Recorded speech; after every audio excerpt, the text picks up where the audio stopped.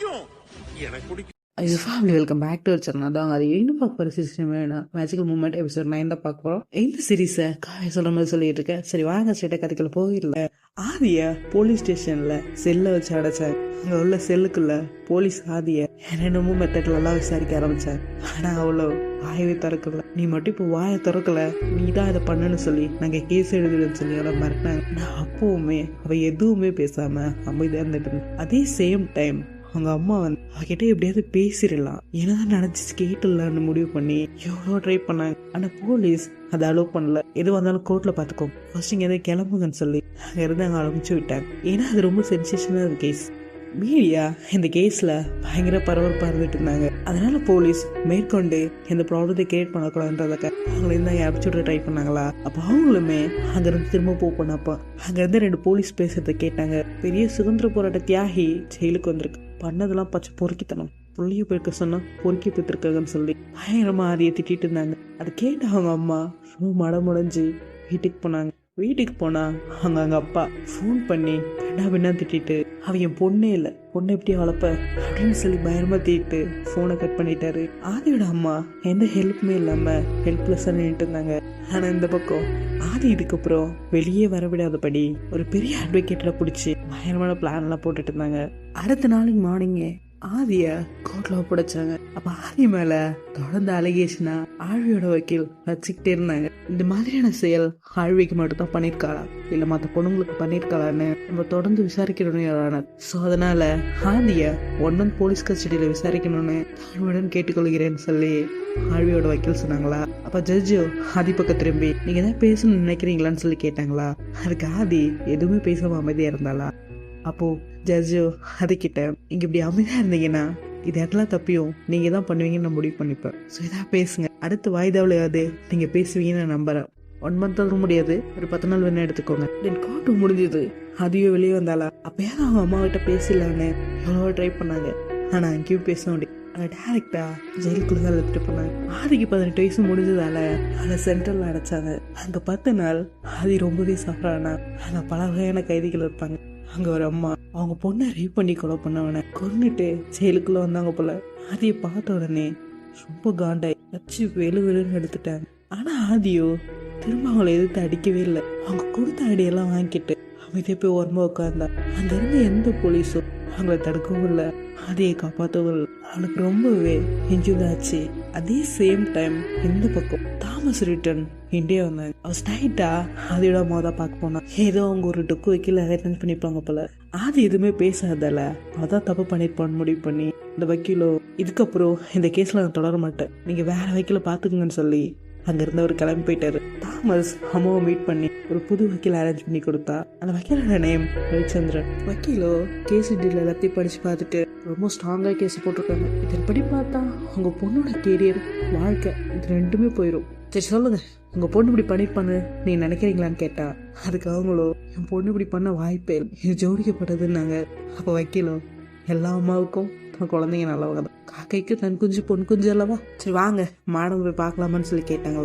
அதுக்கு தாமஸோ சார் அவ யார்கிட்டயுமே பேச மாட்டான், வாயவே திறக்க மாட்டான், ஏதோ சித்தப்புறமா பிடிச்ச மாதிரி உட்காந்துட்டு இருக்கா, இட்ஸ் ரியலி டெரிபிள்னா. அது கேட்ட வைக்கலோ ஓ வாய திறக்க மாட்டாங்களா, சரி ஓகே நாளைக்கு ஃபோனையும் லேப்டாப் சொல்லி கேட்டா.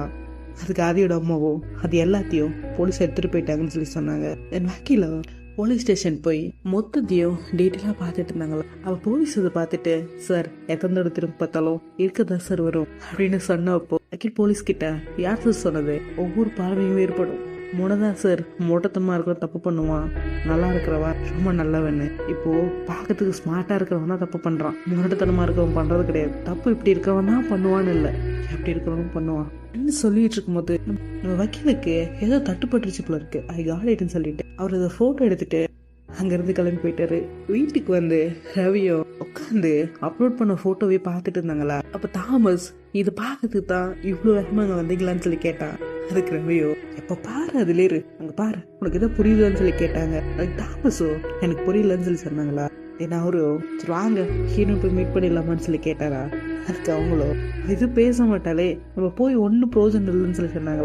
அதுக்கு ரவி ஃபர்ஸ்ட் போய் பார்க்கலாம், அதையே பார்த்தா நீங்க கொஞ்சம் நிம்மதியா இருப்பீங்களா, அங்க போய் பார்க்கலாம்னு சொல்லிட்டு அட்வொகேட்டோ அதியோட அம்மாவோ தாமஸோ 3 பேர் போய் அவங்கள மீட் பண்ணாங்க. ஆஸ் யூஷுவல் அது எதுவும் பேசல, அமைதியாக அவங்கள பார்த்துட்டு இருந்தா. ரவியோ ஆதியோட கண்ணை ஒரு நிமிஷம் பார்த்துட்டு, தாமஸ் டோன்ட் வரி, இந்த கேஸ் நான் எடுத்துக்கிறேன், நான் கண்டிப்பாக அதில் ஜெயிச்சு காட்டுவேன்னு சொல்லி அங்கேருந்து எழுந்து போனாரு. கோர்ட்டில் அடுத்ததா இவங்க கேஸ் ஹியரிங் வந்துச்சு. ஆதி ஒழுங்காக நடக்க முடியும் கூண்டில் வந்து நின்னாலா. அப்போ ஜட்ஜோ என்னாச்சுன்னு சொல்லி கேட்டாங்க. அப்போ ஆதியோ இல்லை சார், பாத்ரூம்லேருந்து வெளியே வரும்போது வழுக்கி வந்துட்டேன்னு சொல்லி சொன்னாங்க. ஆழ்வியோட வக்கீலோ குற்றவாளின்னு சொல்லி ஆதியை சொல்லிட்டு இருந்தாங்களா. அப்போ ஆழ்வியோட ஓகே மை லார்ட், இது கட்சிக்காரர் குற்றம் சாட்டப்பட்டவரே தவிர குற்றவாளி அல்ல. குற்றம் நிரூபிக்கப்பட்டால் தான் அவர் குற்றவாளி. ஆகையால் அவரை குற்றம் சாட்டப்பட்டவர் தான் என்று கூப்பிட வேண்டும் தவிர குற்றவாளி அல்ல அப்படின்ற மாதிரி சொன்னாரா. அது கேட்ட ஜட்ஜோ அப்ஜெக்ஷன் ஓவர்லோடுனாங்க. அதுக்கப்புறமோ அவர் குற்றம் சாட்டப்பட்டவர்னு சொல்லி சொன்னாங்க. மை லார்ட், நான் செல்வி ஆழ்விக்கிட்ட சில கொஷின் கேட்கலாமா அப்படின்னு சொன்னதுக்கு ஜட்ஜோ இவங்க ப்ரொசீட்னு சொல்லி சொன்னாங்க. ஓகே ஆழ்வி, என்கிட்ட ஒரு கொஷின் இருக்கு. அது மட்டும் ஒரு ஆனர், என்னுடைய கட்சிக்காரர் எந்த ஒரு தப்புமே பண்ணல, அப்புறம் எப்படி ஒரு குற்றவாளி குற்றம் சாட்டப்பட்டவர் அப்படின்லாம் சொல்லலாம்னு சொல்லி கேட்டாங்களா. அதுக்கு ஆழ்விட வைக்கல. என்ன ரவி, கனவுலகத்துல இருக்கீங்களா என்ன? கேஷீட்டை ஒழுங்கா படிக்கல போல. தன்னோட நண்பரான ஆதிதான் இந்த போட்டோ எல்லாத்தையும் தன்னோட போன்ல இருந்து டிசம்பர் 3ஆம் தேதி நைட்டு 10 மணிக்கு எடுத்ததா எனது கட்சிக்காரர் சொல்றாங்க. அதுக்கு சாட்சியங்களும் இருக்கு. வேற யாராவது போன்ல இருந்து அப்லோட் பண்ணிட்டாங்களா என்ன? எந்த அடிப்படையில இந்த போட்டோவை அந்த மாதிரியான பேஜ்ல ஆதிதான் அப்லோட் பண்ணிருப்பான்னு நீங்க சொல்றீங்க? இல்ல, அவன் மேல குற்றம் சாட்டுறீங்கன்னு சொல்லி கேட்டாங்க. ஆழ்வியோட வக்கீலோ டிசம்பர் 3ஆம் தேதி நைட்டு 10 மணிக்கு இந்த போட்டோ எல்லாத்தையும் ஆதிதான் எடுத்தான்னு எங்ககிட்ட ஸ்ட்ராங்கான எவிடன்ஸ் இருக்கு. ஆதி ஐபிஎல்ல நல்லா பண்ணதால ஆதி ஆழ்வியோட வீட்டுல ஒரு சின்ன பார்ட்டி அரேஞ்ச் பண்ணியிருக்கா. எனது கட்சிக்காரருக்கு குடிக்கிற பழக்கம் இல்லை ஒரு ஆனர். அப்படி இருந்துமே ஆதியோ அவங்க ஃப்ரெண்ட்ஸ் சேர்ந்து அவ குடிக்கிற ட்ரிங்க்ஸ்ல போதை மாத்திரைய அவளை போதையாக்கி தப்பான முறையில போட்டோ எடுத்து தவறான பேஜ்ல அப்லோட் பண்ணி அவளோட மொத்த வாழ்க்கையும் அழிக்க பார்த்திருக்காங்க. இதுல இவங்கள வேற குற்றவாளின்னு சொல்லக்கூடாதான், குற்றம் சாட்டப்பட்டவர்னு தான் சொல்லணுமா. அப்ஜெக்ஷன் மை லார்ட் அப்படின்னு சொல்லி அதோட வக்கீல் சார், நான் ஒரு கேள்வி கேட்கலாமா அப்படின்னு ரவி கேட்டதுக்கு அவரு கேட்கலான்னு சொல்லி சொன்னாங்க. இந்த போட்டோஸ் இந்த பேஜ்ல எந்த நாள் எத்தனை மணி எப்போ அப்லோட் பண்ணிச்சுன்னு சொல்ல முடியுமான்னு சொல்லி கேட்டாங்களா.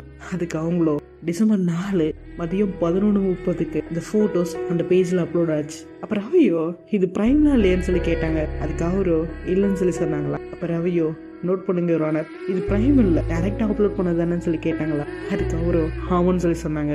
மை லார்ட், எனது கட்சிக்காரர் செல்வி ஆதிரா அந்த நேரம் அந்த நொடி, அதாவது டிசம்பர் 4 மதியம் 10 மணிக்கு அவங்க ஆக்குபைடா இருந்தாங்க. அதாவது நம்ம ஸ்டேட் டீம்ல அடுத்து கேப்டனோட செலெக்ஷன்ல இவங்க தான் இருந்தாங்க. ஸோ அதுக்கான மீட்டிங்ல அவங்க கலந்துருக்க அவங்க 9 மணிக்கே ரெடி ஆகி ஜூம் மீட்டிங் அட்டன் பண்ணி போயிட்டாங்க. அதுக்கான காட்சிகள் இது அப்படின்னு சொல்லி அந்த வீடியோவை காண்பிச்சாங்க. இவரானர் எந்த எவிடன்ஸ்ல இந்த கேஸ் உடஞ்சிருச்சு, இது பொய் கேஸ், ஆனாலுமே சில ஆடா உங்கள் முன்னாடி காண்பிக்க நாங்க விருப்பப்படுறோம் அப்படின்னு அவர்கிட்ட கேட்டதுக்கு ஜட்ஜும் இவங்க ப்ரொசீட்னு சொல்லி சொன்னாரு. ஃபர்ஸ்ட் ஆஃப் ஆல் செல்வி ஆழ்வி கிட்ட சில கொஸ்டின் கேட்கணும் ஆசைப்படுற ஒரு ஆனர்னு சொல்லி கேட்டதுக்கு ஜட்ஜோ கேட்கலான்னு சொல்லி சொன்னார். செல்வி ஆழ்வி, உங்களுக்கு எத்தனை நாளா ஆதிராவை தெரியும்னு சொல்லி கேட்டாங்க. அதுக்கு அவ்வளோ நாங்கள் சின்ன வயசுல இருந்து ஒன்றா படிக்கும், எனக்கு அவ்வளோ ரொம்ப நல்லாவே தெரியும், நாங்கள் 17 வருஷமா ஃப்ரெண்ட்ஸ்ன்னு சொல்லி சொன்னாங்க. அப்போ அவரு சரி ஓகே, ஆதி யாரையாவது லவ் பண்ணாலா உனக்கு தெரியுமான்னு சொல்லி கேட்டாங்களா.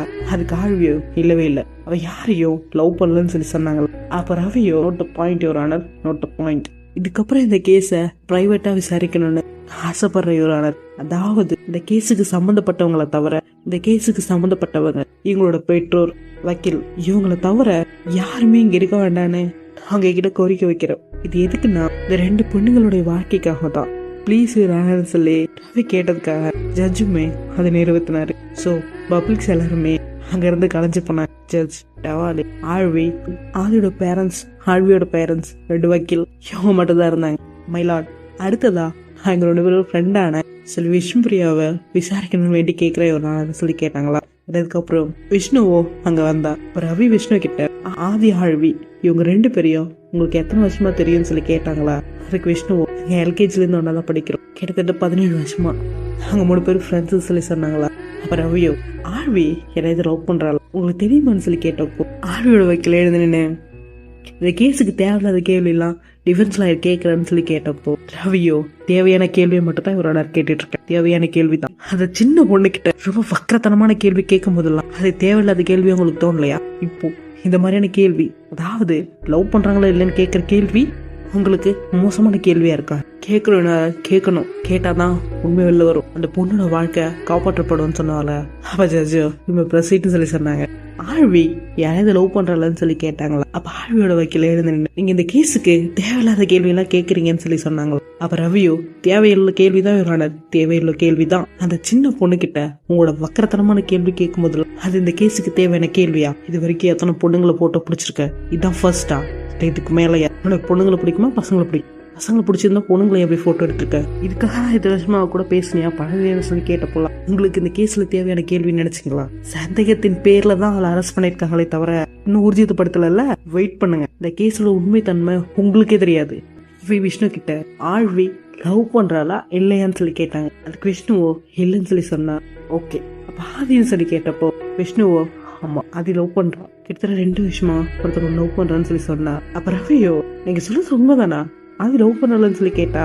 அப்ப விஷ்ணுவோ, என்ன சார் இப்படி கேக்குறீங்க? இது ஆழ்விக்கே நல்லா தெரியுமே. ஏன் ஃபர்ஸ்ட் என்கிட்ட அவ சொல்றதுக்கு முன்னாடி ஆழ்விக்கிட்ட தான் போய் சொன்னா எனக்கு இவங்களை ரொம்ப பிடிச்சிருக்கு, இது தப்பா சரியான்னு தெரியல, ஆனா அவங்களை ரொம்ப பிடிச்சிருக்குன்னு சொல்லி சொன்னாலே. Note the point your honour, note the point. Aazhvi தெரியாதுன்னு சொல்றாங்க. விஷ்ணு அவங்களோட க்ளோஸ் ஃப்ரெண்ட், டியரஸ்ட் ஃப்ரெண்ட், ஆழ்விக்கு தெரியும்னு சொல்லி சொல்றாங்க. இதுல இருந்து என்ன தெரியுது ஆனர் அப்படின்னு சொன்னப்போ ஆழ்வியோட வக்கீல் எழுந்து, இப்ப என்ன சொல்ல வரீங்க? அவளே அவளை போட்டோ எடுத்து இந்த மாதிரி பேஜ்ல அப்லோட் பண்ணிருப்பான்னு சொல்ல வரீங்களா? ஏன்னா அவங்க க்ளோஸ் ஃப்ரெண்டோட லைஃபை பாழாக்கணும்னு நினைப்பாங்களா? இல்ல அவங்களோட லைஃபை அவங்களே பழக்கணும்னு நினைப்பாங்களா? அப்படின்னு நினைச்சாலும் அதெல்லாம் பண்றதுக்கு என்ன காரணம்? அது ஏன் அவ பண்ண போறான்னு சொல்லி கேட்டப்போ, மைலாட் யாராவது அவங்களே அவங்க அசிங்கமா போட்டோ எடுத்து ரொம்ப தப்பான பேஜ்ல அப்லோட் பண்ண நினைப்பாங்களா? அது ஏன் அவ பண்ண போறா? அது மட்டும் இல்லாம இந்த கேஸ ஏன் தேவையில்லாத அவ ஃப்ரெண்டை எடுத்து விட போறான்னு சொல்லி கேட்டப்போ ரவியோ ஆதிக்காகன்னு சொல்லி சொன்னா. மைலாட், நான் செல்வி ஆழ்வி கிட்ட சில கேள்விகளை கேட்கணும் அப்படின்னு சொன்னப்போ ப்ரொசீட்னு சொல்லி சொன்னாரு. ஆழ்வி, நீங்களும் ஆதியோ எத்தனை வருஷமா ஃப்ரெண்டுன்னு சொல்லி கேட்டாங்க. அப்ப ஆழ்வியோ, கடந்த 17 வருஷமா நாங்க ஃப்ரெண்ட்ஸ் சொல்லி சொன்னாங்க. ஓகே ஆழ்வி, 17 வருஷமா நீங்க ஃப்ரெண்ட், இது உங்க க்ளோஸ் ஃப்ரெண்ட் தான் இப்படி பண்ணிருப்பா நீங்க நினைக்கிறீங்களா? இல்ல எதன அடிப்படையில் நீங்க ஆதிதான் அதை பண்ணிருப்பான்னு சொல்லி நீங்க சொல்ல வரீங்கன்னு சொல்லி கேட்டோம். ஆழ்வியோட வைக்க ஆழ்விய பேச விடாம அவங்க பேச ஆரம்பிச்சாங்க. மை லார்ட், நான் தாமஸ சில கொஸ்டின் கேட்கணும்னு ஆசைப்படுறேன். இதன் மூலமா பல உண்மைகள் வெளியே வர வாய்ப்பு இருக்குன்னு சொல்லி ஜட்ஜ் கிட்ட சொன்னாரு. தென் தாமஸோ சாட்சியா வந்து சொல்ல வந்தாரு. தாமஸோ பேச ஆரம்பிச்சு. அப்ப ரவி தாமஸ் கிட்ட டிசம்பர் 3 அன்னைக்கு நைட் ஆழ்வியோட வீட்டுல என்ன நடந்துச்சுன்னு டீட்டெயிலா எங்களுக்கு கொஞ்சம் சொல்ல முடியுமான்னு சொல்லி கேட்டாங்களா? அப்ப ஆழ்வியோட வக்கீலோ, யுவர் ஆனர், டிஃபென்ஸ் லாயர் ஏதேதோ பேசி இந்த கேஸ எடுத்துட்டு போக பாக்குறாரு, திசை திருப்ப பாக்குறாரு, இந்த கேஸ உடைக்க பாக்குறாருன்னு சொல்லி சொன்னாங்களா? அப்ப ரவியோ, இது முக்கியம் யுவர் ஆனர், இது முக்கியம். சின்ன பொண்ணு யுவர் ஆனர், இப்பதான் யுவர் ஆனர் ஐபிஎல் எல்லாம் முடிச்சுட்டு வந்து நம்ம ஸ்டேட் டீம்ல கேப்டன் ஆகிறதுக்காக ஒரு சின்ன வெளிச்சம் கிடைச்சது. அதுக்குள்ள இப்படி ஒரு கேஸ போட்டு அவரோட கேப்டன் ஆசையையும் கிரிக்கெட் கரியரையும் அவரோட லைஃபையும் இருட்டுல தள்ள பாக்குறாங்க. இந்த பொண்ணோட வாழ்க்கை காப்பாற்றப்பட வேண்டாமா? இவளுக்கு நியாயம் கிடைக்க வேண்டாமா? இந்த டீட்டெயில் இந்த கேஸுக்கு ரொம்பவே முக்கியம். இது வெளியே வந்தாதான் யாரு தப்பு பண்ணாங்கன்னு தெரிய வரும். மயிலாடுன்னு சொல்லி சொன்னப்போ பிரசின்னு சொல்லி ஜட்ஜ் சொன்னாரு. தாமஸ், நான் சொல்றதெல்லாம் உண்மை தவிர வேற வெறும் இல்லை சொல்லி சத்தியம் பண்ணிட்டு பேச ஆரம்பிச்சார். அரௌண்ட் ஒரு 7 இருக்கு. நான் ஆதி, விஷ்ணு ஃப்ரெண்ட்ஸ் ஆழ்வியோட வீட்டுக்கு போனோம். அங்க வீட்டுக்கு போய் ஒரு சின்ன டீ குடிச்சிட்டு அங்க இருந்து கிளம்ப போனோமா? அப்ப விஷ்ணு சும்மா இல்ல, என்ன பிளேயர் ஆஃப் த டோர்னமெண்ட்லாம் வாங்கிருக்கு, இது ட்ரீட் இல்லையான்னு சொல்லி கேட்டாங்க. அப்ப ஆதி, ஓகே ட்ரீட் வைக்கிற, நீ தான் போய் ஆழ்வி கிட்ட பர்மிஷன் கேட்க அப்படின்னு சொல்லி சொன்னப்போ ரவியோ தாமஸ் கிட்ட, ஏன் இவங்க குடிக்கிறதுக்கு ஆழ்வி கிட்ட பர்மிஷன் கேட்கணும்? ஏன் அத ஆழ்வியோட வீடுன்றது இல்லையான்னு சொல்லி கேட்டாங்க. ஆதி அவங்க அம்மா கிட்ட கேட்காம கூட ஏதோ ஒரு வேலை செய்வா, ஆனா ஆழ்வி கிட்ட கேட்காம எதையும் செய்ய மாட்டா. அவ எது செஞ்சாலும் ஆழ்வி கிட்ட ஃபர்ஸ்ட் பர்மிஷன் கேட்டுட்டு தான் அவ செய்வா. இது நிறைய டைம் விஷ்ணு அது என்கிட்ட சொல்லியிருக்காங்க. அப்ப விஷ்ணு வெளியே இருந்துகிட்டு, ஆமா இவரோட தாமஸ் சொல்றது உண்மைதான்னு சொல்லி சொன்னால. அப்ப ஜட்ஜோ ஆர்டர்னு சொல்லி விஷ்ணு அவமதிப்படுத்தினாங்க. சரி சொல்லுங்கன்னு சொல்லி ரவி சொன்னாங்களா? அப்ப தாமஸோ, விஷ்ணு அப்படி சொன்னதுக்கு சாக்கும் நானே வாங்கணும், பர்மிஷன் நானே போய் கேட்கணும், இப்ப கேளுன்னு சொன்னப்போ ட்ரீட் வைக்க போறத நீ தான் போய் கேட்கணும்னு சொல்லி ஆதிய ஆழ்வி கிட்ட அமுச்சு விட்டா. ஆழ்வியுமே பர்மிஷன் கொடுத்து அதில் அமுச்சு விட்டு ஆதியோ சரக்குலாம் வாங்கிட்டு வந்து ஆழ்வியோட வீட்டுல வச்சு நாங்க எல்லாரும் குடிக்க ஆரம்பிச்சோம். அப்பதான் நான் கவனிச்சேன் ஆழ்வி குடிக்காம அமைதியா இருந்தத. சோ நான் ஆழ்வி கிட்ட என்ன ட்ரிங்க்ஸ் பண்ணலையான்னு சொல்லி கேட்டேன். அப்ப ஆழ்வியுமே இல்ல எனக்கு குடிக்கிற பழக்கம் இல்லைன்னு சொல்லி சொன்னா.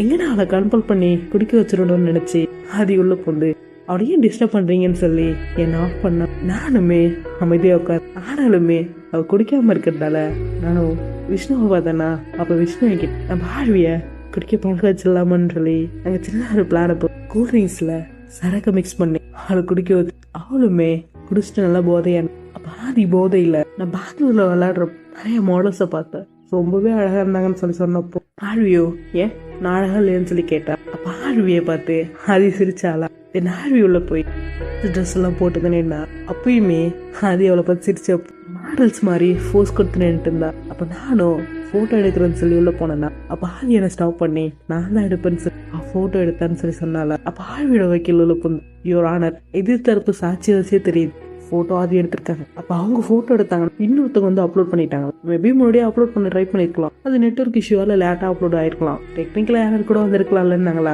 அப்போ ரவியோ சார் மேம் இன்னைய சாட்சி பேச முடிக்கல, என் கொஸ்டின் இன்னும் முடியல, இப்போ நான் பேசலாமான்னு சொன்னப்போ அவங்களோ அமைதியான அதுக்கப்புறம் என்னாச்சுன்னு சொல்லி தாமஸ் கிட்ட கேட்டப்போ நான் நல்லா குடிச்சு இங்கவே மாட்டே ஆயிட்டோம், ஆதி நல்லா போகுது காலையில நான் வச்சதுக்கு அப்புறம் தான் ஏந்தான்னு சொல்லி சொன்னாங்களா. அப்ப ரவி தாமஸ் கிட்ட தாமஸ் நீங்க நல்லா பாத்தீங்களா ஆழ்வியா ஆதி போட்டோ எடுத்தாலன்னு சொல்லி கேட்டான். அப்ப எதிர்ப்பு திருப்பி வைக்கல இது என்ன கேமரா ஆன் பண்ணி போட்டோ எடுக்காம இருப்பாங்களா என்ன அப்படின்னு சொல்லி கேட்டப்போ ஜஸ்யோ ஓவரோல்னு சொல்லி அவங்கள ஆஃப் பண்ணாங்க. ரவி தாமஸ் கிட்ட ஆதி போட்டோ எடுத்தாங்களா நீங்க அதை பாத்தீங்களான்னு சொல்லி கேட்டப்போ இல்ல சார் நான் நல்லா பார்த்தேன், ஆதி போட்டோ எடுக்கிற மாதிரி ஆக்ஷன் தான் பண்ணாலே தவிர அவளோட போட்டோ எடுக்கல, ஐ டேம் ஷுவர் நான் நல்லாவே பார்த்துட்டு இருந்தேன். ஆர்வி மேல ஆதிக்கு ரொம்பவே மரியாதை உண்டு, இவ்வளோ தப்பா ஒரு நாளும் போட்டோ எடுக்க மாட்டான். இது மட்டும் இல்ல ஒரு சைட்ல போனை வச்சப்போ நான் போன் எடுத்து செக் பண்ணேன் ஏதாவது போட்டோ இருக்குமான்னு. ஏன்னா சில போஸ் எல்லாத்தையுமே அவங்க ரொம்ப கியூட்டா கொடுத்துட்டு இருந்தாங்க, அதை திரும்ப பார்க்கணும்னு எனக்கு ஆசை இருந்ததால எடுத்து செக் பண்ணேன். அதுல உங்க போட்டோ இல்லை, ஒரு வேலை டெலிட் பண்ணிருப்பாலும் நான் ட்ராஷை பார்த்தேன், அங்கேயுமே போட்டோ இல்லை. That's all my lot.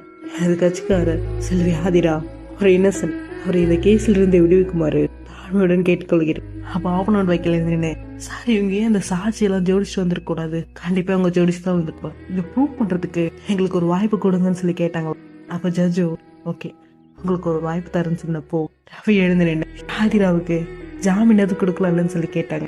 அப்ப அவங்களோ நிபந்தனையின் பேருல ஜாமீன் கொடுத்தாங்க. அவ இன்டர்வ் பண்ணி சார் இந்த தீர்ப்பு வர வரைக்கும் அவங்க காலேஜ் போக அனுமதிக்கணும், நான் கொடுத்த சாட்சியங்களை வச்சு உங்களுக்கு தெரிய வந்திருக்கும் எனது கட்சிக்காரர் நிரூபது அது என்ன, ஸோ ப்ளீஸ்ன்னு சொல்லி கேட்டப்போ குற்றம் சாட்டப்பட்ட ஆதிராவிற்கு நிபந்தனை ஜாமீன் வழங்குவதுடன் ஒரு கல்வியை தொடர அதே கல்லூரியில் தொடர ஆணையிடுகிறேன்னு சொல்லி அப்படின்னு சொல்லி ஆதிக்கு ஜாமீன் கொடுத்து ஆதிய ஸ்ட்ரைட்டா அவங்க அம்மா வீட்டுக்கு கொண்டு போன வாசல உட்கார எண்ணெயை தேய்ச்சி விட்டு தலைக்கு ஊத்தி தலைமொழிகி உள்ள கூட்டு போனாங்க. வேற ட்ரெஸ்ஸை மாட்டி விட்டு அவளை ஹாஸ்பிட்டல் கூட்டு ட்ரீட்மெண்ட்லாம் கொடுத்து வீட்டுக்கு கூட்டு வந்து சாப்பாடு ஊட்டி விட்டு அவளை நல்லபடியா தூங்க வச்சாங்க. ஆதி எதுவுமே பேசல, ரொம்ப அமைதியா இருந்தா. மார்னிங் ஆதி எழுந்தாளா அப்ப அவங்க அம்மா அவகிட்ட ஏதாவது பேசு சாமி ஏன் அமைதியா இருக்கு, நான் அம்மா உன்னை தப்பாவே நினைக்கல, உன்னை பத்தி அம்மாவுக்கு நல்லா ஏதாவது கேளு ஏதாவது சொல்லு, நான் ஏதாவது பண்ணுமா சொல்லு நான் பண்றேன்னு சொல்லி சொன்னாங்களா. அப்ப ஆதி அவங்க அம்மா கிட்ட அம்மா நான் காலேஜுக்கு போகணும்னு சொல்லி சொன்னா அவங்க அம்மாவோ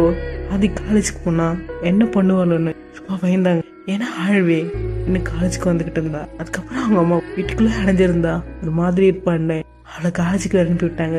எந்த இடத்துல நான் ஸ்டோரியை ஸ்டாப் பண்ணேன் ஃபேமிலி நீங்களாம் என்ன நினைக்கிறீங்க, அந்த போட்டோவை யார் எடுத்து அப்லோட் பண்ணிருப்பான்னு நீங்க நினைக்கிறீங்கன்னு கமெண்ட் பாக்ஸ்ல கமெண்ட் பண்ணுங்க. உங்களுக்கு இந்த வீடியோ லைக் பண்ணுங்க, ஷேர் பண்ணுங்க, கமெண்ட் பண்ணுங்க, சப்ஸ்கிரைப் பண்ணுங்க, மறக்காம பெல் ஐகானை கிளிக் பண்ணி விட்டுருங்க. ஃபேமிலி பாய்.